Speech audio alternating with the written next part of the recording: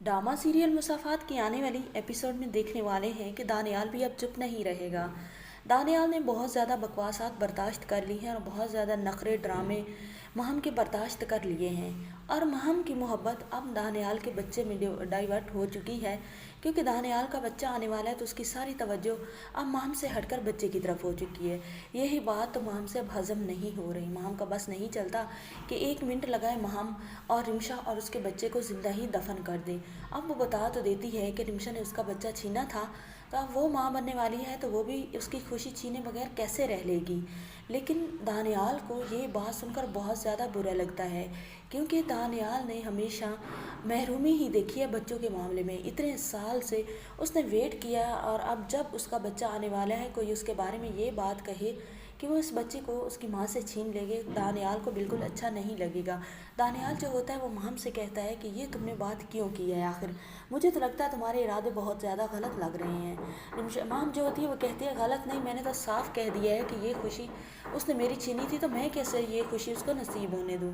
अब दानियाल जो होता है वो बहुत ज़्यादा कॉन्शियस हो जाता है अपने बच्चे के मामले में, तो वो जो होता है दानियाल वो महम से कहता है कि तुम कुछ अरसा के लिए प्लीज़ यहाँ से चली जाओ, और कुछ अरसा के बाद मैं खुद तुम्हें लेने के लिए आ जाऊँगा। मुझे कुछ मीटिंग्स के लिए बाहर के मुल्क जाना है, जिसकी वजह से तुम्हारा यहाँ पर रहना सेफ नहीं है, क्योंकि मम्मी और रिमशा दोनों नहीं चाहती थी कि मैं तुमसे शादी करूँ, लेकिन मैंने अब निकाह किया है तो तुम उन जिन डेज़ में मैं घर में नहीं हूँगा उन डेज़ में तुमको यहाँ नहीं रहना होगा। और महम जो होती है वो तो बहुत ज़्यादा चालबाज है, उसे भी लगता है कि इसके अंदर भी कोई चाल है, तो वो कहती है कि कोई बात नहीं, मैं यहाँ पर रह लूँगी, मैं बच्ची हूँ, मैं नहीं हूँ, मैं अपना दिफा करना जानती हूँ। लेकिन अब दानियाल को तो लाले पड़ चुके हैं। दानियाल को बहुत ज़्यादा ख़तरा फ़ील हो रहा है कि अगर ये ख़तरे की घंटी यहाँ पर रही तो ये कुछ गलत ना कर दे। दानियाल रिमशा से कहता है कि रिमशा तुमसे एक बात करनी है, लेकिन तुमने ये बात किसी और से नहीं करनी।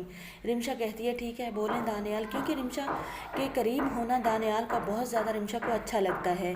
रिमशा से दानियाल कहता है एक तो मुझे आपको लेकर आज शॉपिंग पे चलना है, आप चलेंगी ना मेरे साथ, और डिनर भी करेंगे इकट्ठे रेस्टोरेंट में।